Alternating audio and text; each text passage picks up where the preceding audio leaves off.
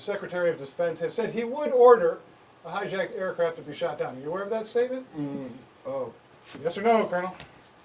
Yes, I'm aware of that statement. Allow me to read from that statement. Defense Secretary Rumsfeld specifically said, and I quote, "In the event of a hijacked aircraft, we would declare an extra legal state of emergency and would intervene as necessary." Was that statement ever discussed by the team at the center? Of course, it was the constant topic of discussion. Everyone on that team was wondering what was going to happen in the event of a renegade. Are you aware he went on further to say that only pilots prepared to shoot down an aircraft in an emergency situation would be selected to the rapid reaction force? I'm aware of that. Yeah, so wasn't that, in fact, why nobody even thought to evacuate the stadium? You need to think this through, Colonel. You were pretty sure you knew how Captain Raymond would react, right? I don't know what to say. I'm not prepared to answer that question. The truth would be helpful. All we need is the truth.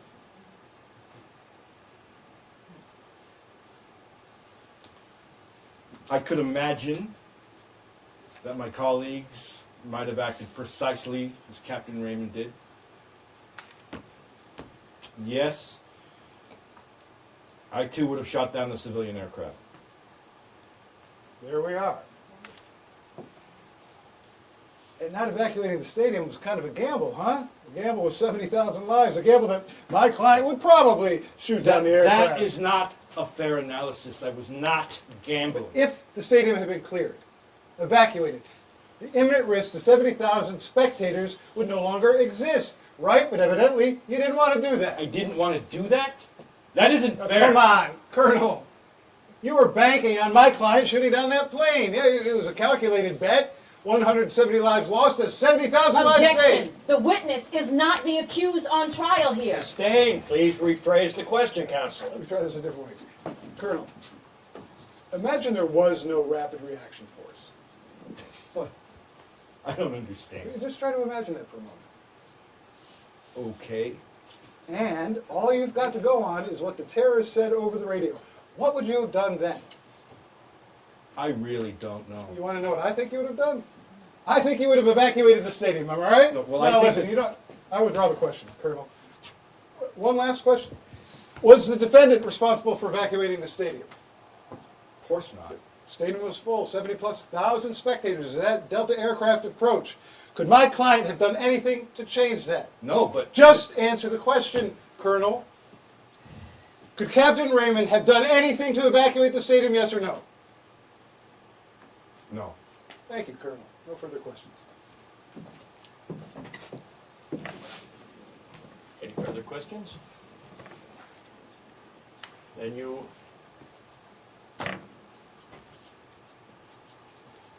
As I understand it, Counselor, that has been agreed to in pretrial rulings. May I remind you, Captain Raymond, that at any time... Let's get...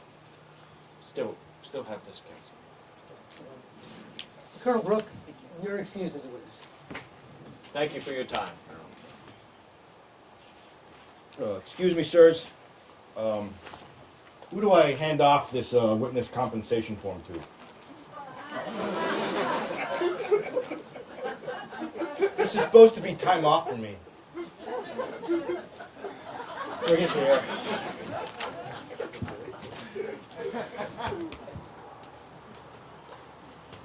I think that's the Mr. Sergeant and your base. Thank you, sir.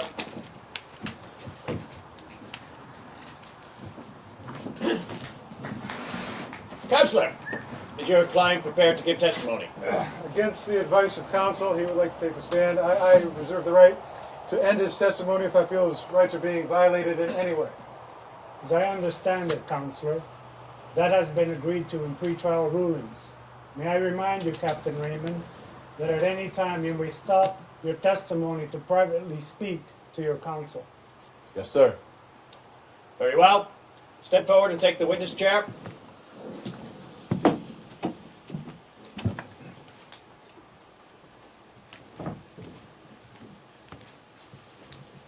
Well, let's start with some background, shall we?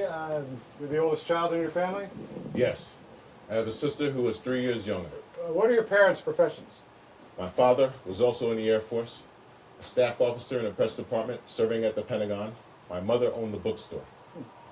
And your place of birth was Poughkeepsie, New York? No, that's where the hospital was. I lived and attended school in Livingston Manor, New York. Kindergarten through grade school, all in the manor. I have your personnel file here. It says in school you got top grades in every subject, and it's added that in math, Mr. Raymond received the highest grades in the state of New York. Yes, I was proud of that. What were some of your other interests? Physics, and I really enjoyed physics. Every year I would enter the contest for Young Scientist of the Year. It says 1 year you were selected as runner-up. Yes, that's true. I also did a lot of sports, football, basketball, baseball in the spring and summer. What about your profession? Was that always your dream to be a pilot, or was that your father's dream? No, my father, he always wanted to be a pilot, but he didn't make it. Me? I always wanted to join the Air Force like him. I wanted to be a pilot.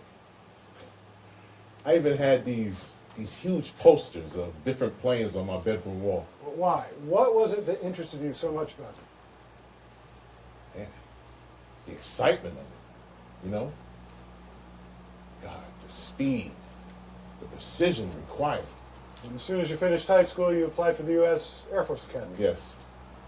I went through a series of aptitude tests. I was checked to determine whether I was fit medically and psychologically and had the psychomotor skills required of pilots. Afterwards, I was invited to attend the Officers Candidate Training Program. And what did that consist of? In the first year of officer training, I was commissioned with the rank of captain. Over the next 2 years, I went through basic and advanced training as a pilot. And where did that take place? Maxwell Air Force Base in Texas. Go figure.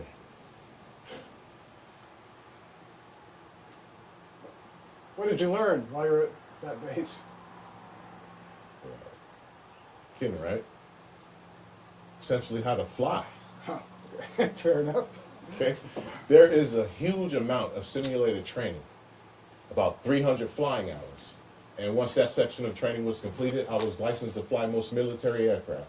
Your file says that you always received the highest evaluation and have always been, and I quote, unreservedly recommended for promotion. You make it sound easy. It's not easy, is it? No, it's not. Did you know that 1 in 10,000 applicants end up in the cockpit of a fighter jet? And only 1 out of 10 certified pilots end up flying in a rapid reaction force. I've been told there are more cardiologists in the U.S. than there are fighter pilots. Let's turn now to the events of January 29th. You heard Colonel Brooks' testimony. Did he represent the sequence of events accurately? Yes, sir. They match your recollection? Completely, sir. Good. Please describe for us the minutes leading up to the Delta aircraft being shot down. The diversion, warning shots, produced no reaction. Shortly after, we received the order negative to fire from the director of the command center. So you see, there was nothing else we can do. We repeatedly tried to make contact with the terrorists by radio, physically, as we flew alongside the plane, but without success. Colonel Brooks said you questioned the order not to fire. Yes, that's true. See, I knew the plane was only a few minutes from the stadium and above open marshlands containing 0 people. And what went through your mind at that moment? It's hard to explain. But you got to understand, our entire training, complicated selection procedures, the classwork, the years of physical conditioning, the constant appraisals by our superiors, all that has just one objective. That in the most difficult and trying of circumstances, we will hold our nerve. See, I've been trained to assess danger quickly and precisely. That is my job. And all this while piloting a fighter jet alongside the aircraft. It's the worst situation I can find myself in peacetime. Every pilot hopes he's never going to find himself in this situation. We have thought this through hundreds of times. We've talked about it amongst ourselves, our superiors. We've even had lectures on the law. I object. This was not a combat mission. Exactly. The people on that Delta plane are civilians. The very people I've sworn an oath to protect. I tried to consider if I was disobeying my oath to protect them. To save tens of thousands of people by killing hundreds? If you're asking me what was going through my mind in those last seconds, I was thinking about my wife and my son. I thought about my own death. And I realized everything was going to change in my life. So what did you do then? We slipped back behind the aircraft. We were now flying behind and above it, and I let the Sidewinder go. To be honest, I don't even remember yelling into my mic. I only knew about that later when the tape was played for me. Strange I would forget something like that. When you fired the missile, did you know what the consequences would be? Did I know I would be thrown in prison? No, Captain. I mean, did you know, was it clear to you that when you firing, you would destroy the aircraft and kill the passengers? Of course. Then what happened exactly? What happened after you shot at the Delta aircraft? The Sidewinder locked onto the right engine of the civilian aircraft, and that is precisely where the missile hit. The fuel in the wing exploded. The wing detached itself from the fuselage. It rotated and continued to fly for a minute or two on its back. The fuel from the engine melted the plane's outer skin.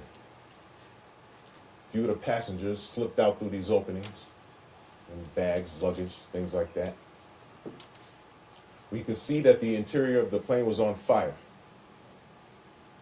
Then the second wing exploded. The plane just dropped from the sky. And then what? We immediately banked and flew back to base where we were arrested. We? My wingman Patrick. He was also arrested, but after that I gave a statement and he was released. I have no further questions. Thank you, Captain. Thank you, counsel. Prosecution, you may cross-examine. Were you able to actually see the terrorist? Could you tell what he was doing? No, ma'am. What about the other passengers? Could you see them? Could you tell if they were trying to enter the cockpit? Look, the plane was on fire, okay? Everything was full of smoke. I couldn't see anything inside the plane. We know that from studying the black box that the passengers were attempting to enter the cockpit when you fired on the plane. Objection asked and answered. He couldn't see inside the plane. Sustained. Refrain from this line of questioning, counselor. Move along.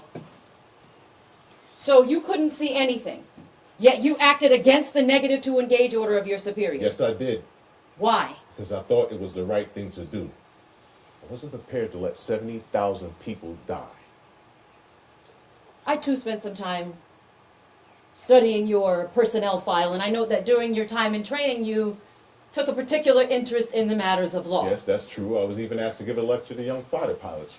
What is that?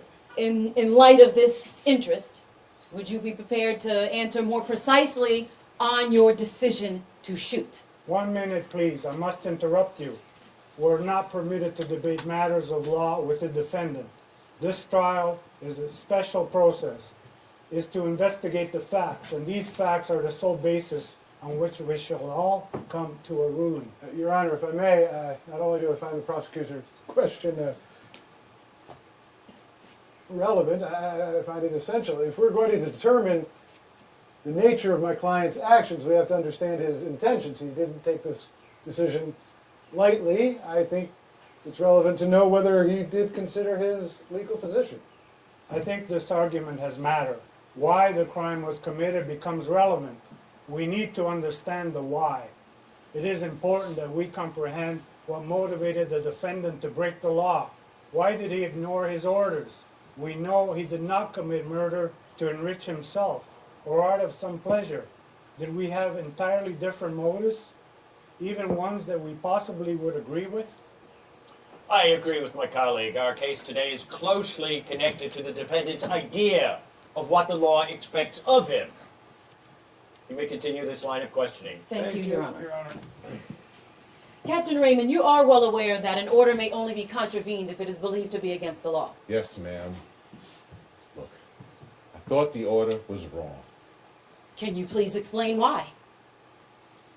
Question is whether or not the killing of non-participants is wrong. You got 170 passengers on one side, 70,000 spectators in the stadium on the other. Come on, when the figures are so lopsided, it's impossible not to weigh one against the other. So you believe that the larger number of spectators in the stadium justifies killing the passengers on the Yes, plane? I do. So you weighed one life against another? No, not one individual life against another individual life. I decided it was right to kill a few people in order to save a great many. Do you fundamentally believe that every human life is of equal value? Of course.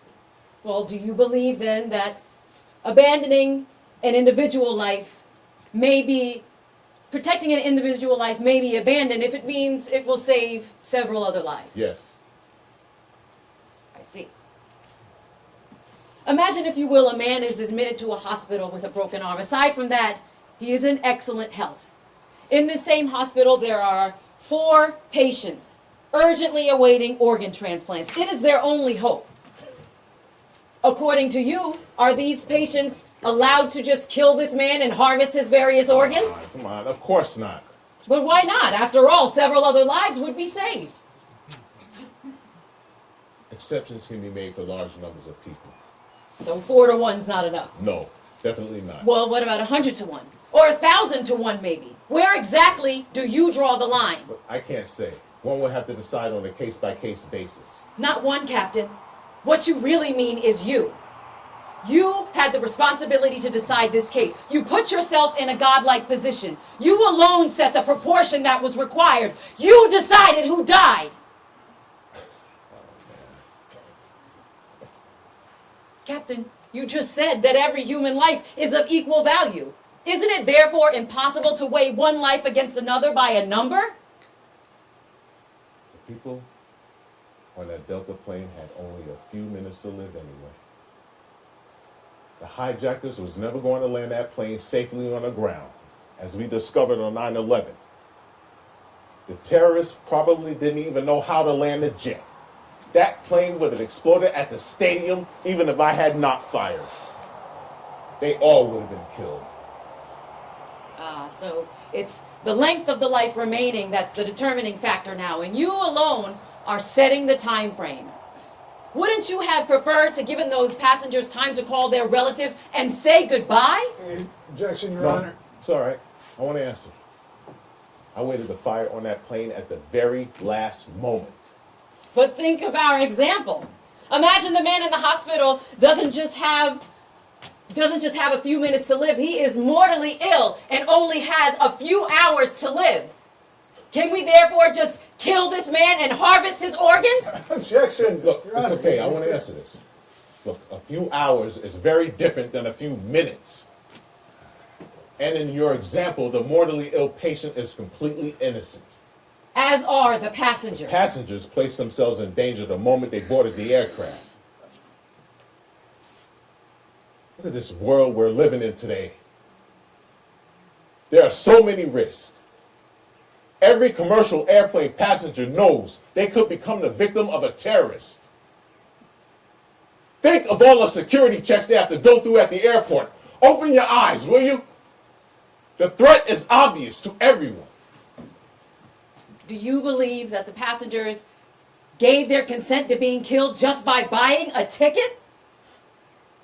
It is a clear part of modern life, the way we live now. There were children on that plane you shot down. Did they give their consent to being killed too? Well, yes, the parents did. Well, if we followed your reasoning, the people in the stadium also put themselves in danger. In our modern life, as you describe it, everyone is aware of the dangers of being in a crowd. A subway, a concert. Is everyone that goes to the movies or shopping at a mall putting themselves in danger and consenting No. to being killed? No, that's not what I meant. Look, people on airplanes are in particular danger. See, I looked at the whole thing differently. The people on that Delta plane had become a weapon. The terrorists had turned that whole plane into a weapon. That weapon is what I was fighting. But you just said every human life has meaning. When you claim the passengers are a weapon, aren't you turning them into objects? That's what they were. That's what they had become. Is there anything human about them anymore, as far as you're concerned? Are they still even people? Doesn't the fact that they are human negate them just being an object? Well, maybe you can afford these nice ideas, but I'm the one that was up there. Okay? I'm responsible. I can't allow myself to reflect on the nature of human existence. I'm the one that has to make a decision. And I swore an oath when I was commissioned to faithfully serve the United States of America, and to protect the rights and freedoms of all citizens. That oath means I will sacrifice my life to protect my country. That oath means the government will weigh the life of a single soldier against the threats and dangers to the people. The government does not exclude the possibility of some people being deliberately sacrificed to protect other people and our American values. A soldier has the duty to protect the people as a whole from harm. Don't you think there's a difference between your life as a soldier and the government killing innocent passengers? And that difference is? A soldier would willingly sacrifice himself. You sacrifice others. As a soldier, I am forced to think about how I can safeguard my country. Okay? That's my job.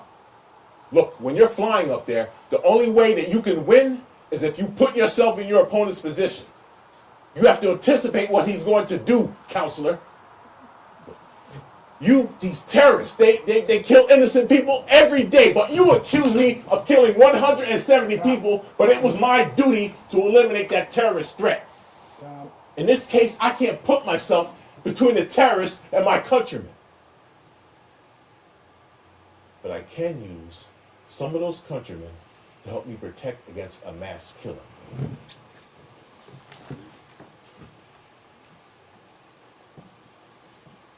Captain Raymond, are you still convinced you did the right thing by Yes, shooting I am. down that plane? Yes, I am. And you would do it again? Yes. There was no other possible course of action. None. And as you understood your duty, the passengers on that plane had to be killed? Yes, I do.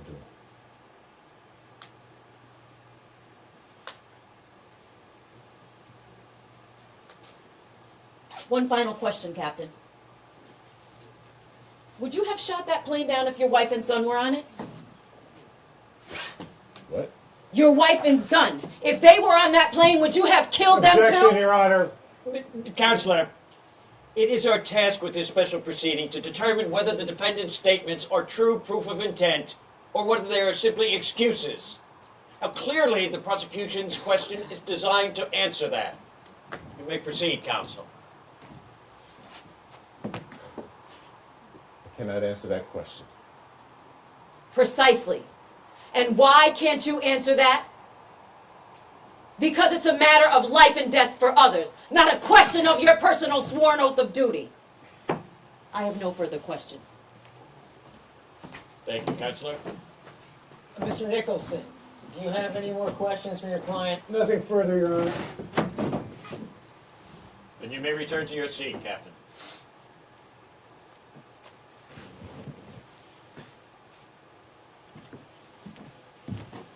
If I hear no objections, we shall proceed to hearing the co-plaintiff as a witness. Mrs. Pendleton, you are a co-plaintiff in this proceeding. The court would like to hear your testimony. Please, take a seat.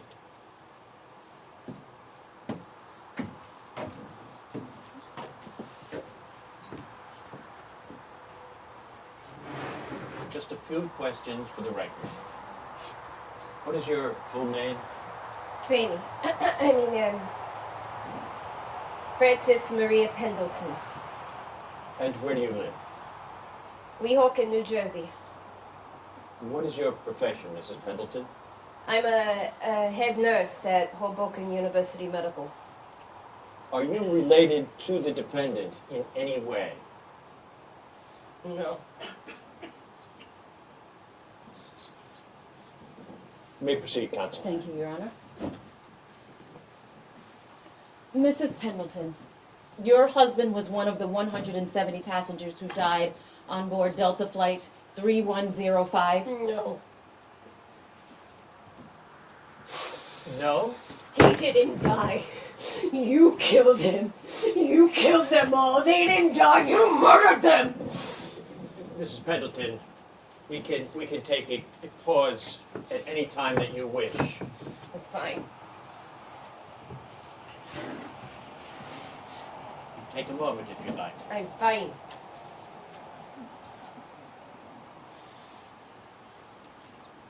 Mrs. Pendleton, I know this is hard.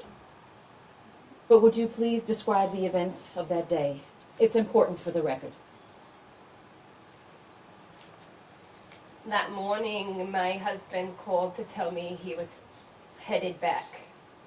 He'd flown to Pittsburgh for a meeting, and he was returning in time for the championship game. We were avid Eagles fans. I had done 2 night shifts in a row at the hospital, so I had a day off. I decided to pick him up. I left our daughter with my mother. When I got to the airport, the arrivals board was reading delayed. I got a cup of coffee. Lights are often delayed these days. What happened after you read the flight had been delayed? I was waiting in line for my coffee when I got a text. And what did the text say? Oh, I'll read it to you.